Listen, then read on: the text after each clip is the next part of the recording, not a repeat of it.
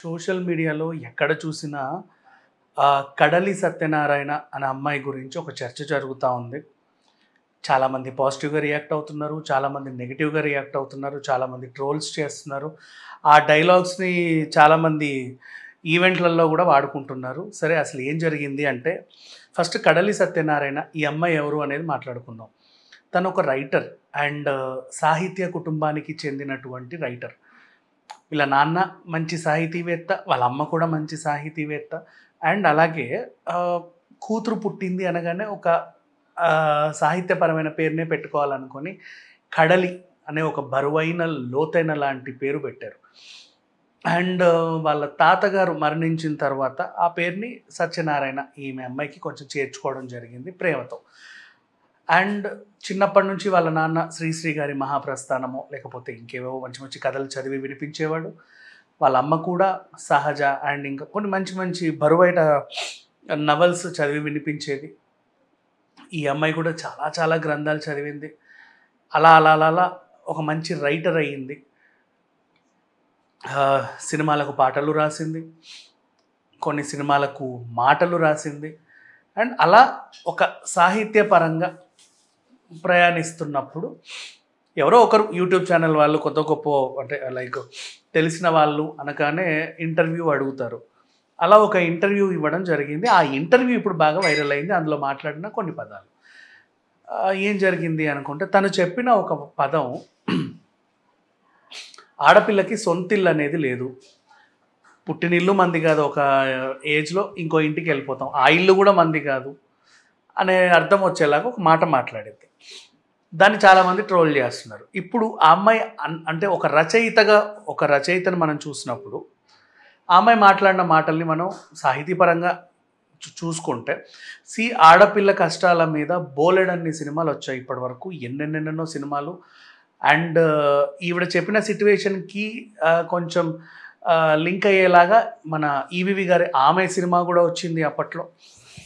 ఒక ఏజ్ వచ్చిన తర్వాత ఆడపిల్ల పుట్టగానే ఈ పిల్ల మనది కాదు, ఏదో ఒక ఏజ్ వచ్చాక వాళ్ళ ఇంటికో వీళ్ళ ఇంటికో వెళ్ళిపోతుంది అనే ఫీలింగ్స్ చాలా మందిలో ఉన్నాయి కూడా. ఇప్పటికీ సమాజంలో మనం చూస్తున్నాం ఇలాంటి వార్తలు వింటూనే ఉన్నాం తరచుగా. సో కొడుకే నా వారసుడు, నాతో పాటు ఉండేవాడు, నా వంశాన్ని అలా అలా అలా తీసుకెళ్లేవాడు. బట్ ఆడపిల్ల పుట్టిన తర్వాత ఎక్కడికో వెళ్ళిపోతుంది, మన ఇంటి పేరు కూడా మారిపోతుంది, ఆవిడ జీవితం ఆవిడ చూసుకుంటుంది అని అనుకునే వాళ్ళు చాలామంది ఉన్నారు. అలా అలాని ప్రేమ అంటే ప్రేమ లేదని కాదు, చిన్నప్పటి నుంచి ప్రేమగా ఎంతో కొంత, ఇప్పుడు ఇంట్లో బంగారం కొనాలంటే పాపం ఆడపిల్లకే పెడతారు. మెచ్యూర్ ఫంక్షన్లోనూ ఎంతో కొంత గోల్డ్ వేస్తారు. బర్త్డేలకనో అప్పుడనో ఇప్పుడనో అక్షయ తృతీయకనో లేకపోతే ధన్తేరస్ వచ్చినప్పుడన్నా ఇంత ఇంత బంగారం కొనాలంటే ఆ పిల్లకి వచ్చిన ముక్కుపుడకో చౌకమ్మో లేక చిన్న లాకెట్టో ఒక చైనో గొలుసో గాజో ఉంగరమో వేయడానికి ట్రై చేస్తూ ఉంటారు. అండ్ తాతల కాలం నాటి వచ్చే బంగారాన్ని కూడా ఆడపిల్లకి పెట్టి అలంకరిస్తారు. అమ్మ కొనుక్కున్నా కూడా మళ్ళీ కూతురికే పెట్టుద్ది. అట్లా బంగారం విషయంలో ఆడపిల్లకే ఇస్తారు. అంటే కొంచెం బంగారం నిలువ ఉంటే రేపటి రోజు పెళ్ళైన తర్వాత ఉపయోగపడుతుంది అని అనుకునేవాళ్ళు అనమాట. నెక్స్ట్ అలాగే ఏదో కొంచెం ఓ మోతాదు ఈమె మీద ఇన్వెస్ట్ చేస్తే ఫ్యూచర్లో పెళ్ళి టైంలో పనికొస్తాయి. ఈవెన్ ప్రభుత్వాలు కూడా ఆడపిల్ల పుట్టింది అంటే చాలు ఎన్నో పథకాలు ఉంటాయి. 18 ఏళ్ళు వచ్చే వరకు ఇది, తర్వాత గర్భంతో ఉన్న మహిళలకు ఇది, నెక్స్ట్ ఇంకొన్ని ఏవో కొన్ని కొన్ని కొన్ని పథకాలు కూడా ప్రవేశపెడతా ఉంటారు. ఆడవాళ్ళకున్న ఆ విలువ అలాంటిది. కానీ ఎన్ని విలువలు ఉన్నా ఆడపిల్లకు ఒక సొంతిల్లు అనేది లేదు. ఇప్పటిదాకా మాట్లాడుకున్న పుట్టిల్లు గురించి అంటావా, ఒక ఏజ్ వచ్చే వరకే 20-25 ఇయర్స్ వచ్చేంత వరకు. తర్వాత వాళ్ళు ఏం చేస్తారు, ఇంటి పేరు మార్చేసి ఎవరికో చూపించి వాళ్ళ ఇంటికి వెళ్ళాలి నువ్వు అని చెప్తారు. ఆ వాళ్ళ ఇంటికి వెళ్ళిన తర్వాత ఆ ఇల్లు నువ్వు రాగానే అమ్మ మా ఇంటికి వచ్చావు కదా, ఇల్లు నీ పేరుని రాస్తున్నావు అని అనరు. అది వాళ్ళ ఇల్లే, వాళ్ళ కోసమే వాళ్ళు కట్టుకున్నారు.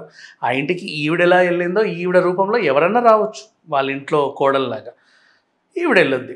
ఒకానొక సిట్యుయేషన్లో చిన్న గొడవ అవుతుంది. అప్పుడు మీరందరు ఇంట్లో నుంచి వెళ్ళిపోండి అని అత్త మామ మొగుడిని ఎలగొట్టి అమ్మాయి అక్కడ ఉండదు. వాళ్ళందరూ కలిసి ఈ అమ్మాయిని ఎలగొడతారు. ఇది తెలిసిందే కదా, అంత ప్రపంచం మొత్తం తెలిసిన సత్యం ఇది. అప్పుడు అక్కడి నుంచి ఇక్కడికి వచ్చిన తర్వాత లేదు లేదమ్మా నువ్వు అక్కడే ఉండాలి అని చెప్పి వీళ్ళు మా అమ్మాయిని తీసుకెళ్ళండి తీసుకెళ్ళండి తీసుకెళ్ళండి అని వాళ్ళతో మంతనాలు జరుపుతారు. మాకొద్దు వద్దు వద్దు మీ దగ్గరే ఉంచుకోండి అని వీళ్ళు అంటూ ఉంటారు. ఈ పిల్లేమో నేను అక్కడికి పోను నేను ఇక్కడే ఉంటాను అంటది. ఇక్కడ నువ్వు ఉండకూడదు వెళ్ళిపో, ఉండకూడదు, ఇది నీది కాదు, నువ్వు ఉండకూడదు. పోనీ ఇరుగు పొరుగు వాళ్ళు వచ్చినా సరే ఏంటి అమ్మాయి వచ్చేసిందంటగా, అయిపోయిందంటగా, అదంటగా ఇదంటగా, ఇట్లా దెబ్బి పొడుపు మాటలతో ఇక్కడ నుంచి ఈ ఇల్లు నాది కాదు, నేను ఇంకో ఇల్లు చూపించారు ఈ ఇంటి వాళ్ళు అని వెళ్ళి అక్కడి వాళ్ళు కూడా నువ్వు ఇక్కడ ఉండడానికి వీలేదని తరిమేసిన తర్వాత మళ్ళీ ఇక్కడ నువ్వు ఇక్కడ ఉండొద్దు, నువ్వు అక్కడికే వెళ్ళాలి అని ఇక్కడ ప్లస్ చుట్టూ ఇరుగు పొరుగు వాళ్ళ దెబ్బి పొడుపు అన్నీ కలిసి ఇక్కడ ఉండక అక్కడ ఉండక వెళ్ళిపోతారు. కాబట్టి ఆడపిల్లకి ఈ భూమి మీద ఇల్లు అనేది లేదు, సొంత ఇల్లు అనేది లేదు అని ఆవిడ ఒక పదం చెప్పింది.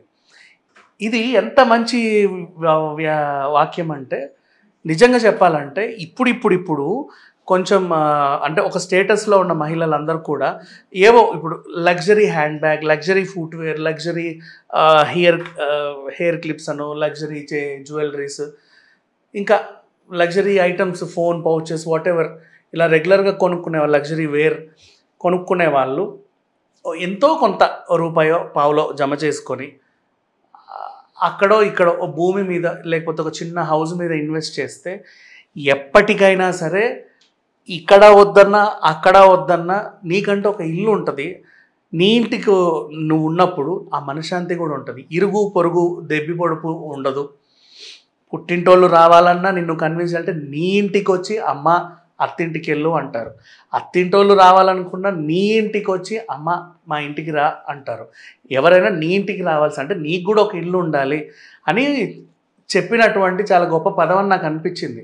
ఇది చాలామంది నేర్చుకోవాలి అండ్ ఇంప్లిమెంట్ చేసుకోవాలి. అంటే స్తోమత ఉన్న వాళ్ళు, స్తోమత లేని వాళ్ళు అంటావా, వాళ్ళు కూడా ఏదో ఒక ఆసరా వెతుక్కొని ఎంతో కొంత పొదుపు చేసుకొని ఒక గృహం అనేది ఏర్పరచుకుంటే బాగుంటుంది. అండ్ అంటే అడ్డమైన ఖర్చులన్నీ చేయకుండా మనకంటూ ఒక ఇల్లు ఉంటాయి. ఇప్పుడు ఎవరింటికి వెళ్ళినా ఓ పూట అన్నం పెట్టమంటే పెడతారు, కానీ 2 రోజులు మీ ఇంట్లో ఉండొచ్చా అంటే ఎవరు ఉండేవారు, ఆలోచిస్తారు అమ్మో ఎందుకు వచ్చారు అని.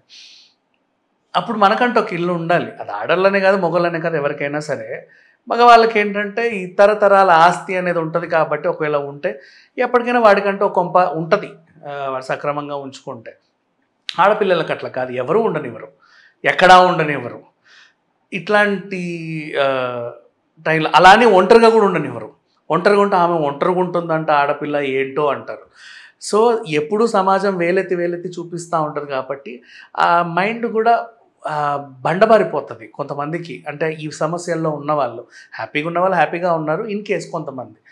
సో వాళ్ళకంటూ మనుషుల్లో ఒక చైతన్యం నింపడానికి, ఒక కొత్త ఆలోచన ఇవ్వడానికి ఒక మంచి పదం చెప్పినప్పుడు అఫ్కోర్స్ విమర్శించే వాళ్ళు ఉంటారు, హ్యాపీగా ఆహ్వానించే వాళ్ళు ఉంటారు. విమర్శించే చెత్త ఎప్పుడూ ఉంటానే ఉంటుంది. ఇదంతా స్క్రాప్ అంటారు, సోషల్ మీడియా స్క్రాప్. వాళ్ళని పట్టించుకుంటూ పోతే మనం మైండ్ ఎప్పుడు ఎదగదు. కాబట్టి ఈ అమ్మాయి చెప్పింది ఏదైతే ఉందో అనవసరంగా ట్రోల్స్ చేస్తూ మెటీరియల్ అంటే ఏదేదేదో చేసేస్తున్నారు. ఇంకా బూతులు తిడుతున్నారు, 2 అడుగులు ముందుకేసి ఏవేవో అంటున్నారు. అవసరం లేదు.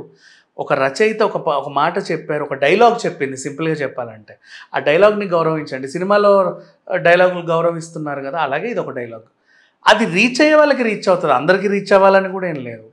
అండ్ ప్రతిదాన్ని ఎందుకు ఇలా పట్టుకొని అంటే ఒకరు దొరికితే చాలు మనకి అదే పనిగా నూరి ఏదో ఎండగడతా ఉంటాం. బట్ అట్లా అని చెప్పి ఈ అమ్మాయి కూడా తగ్గాల్సిన అవసరం లేదు. తను చెప్పిన మాటలు నిజంగా చాలా మంచివి. అండ్ ఇక్కడ నుంచి అన్న పేరెంట్స్ ఆలోచించాలి ఎప్పుడైనా సరే.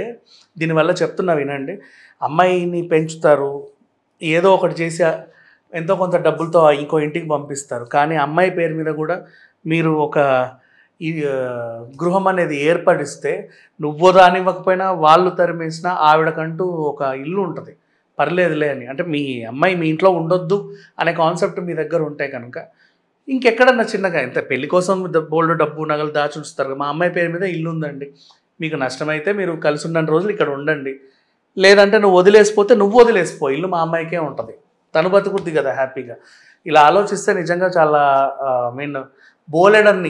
బోలెడన్ని ఈ ఫ్యాన్కు చున్ని కట్టి ఏలాడే వాళ్ళని కాపాడవచ్చు. Thank you so much.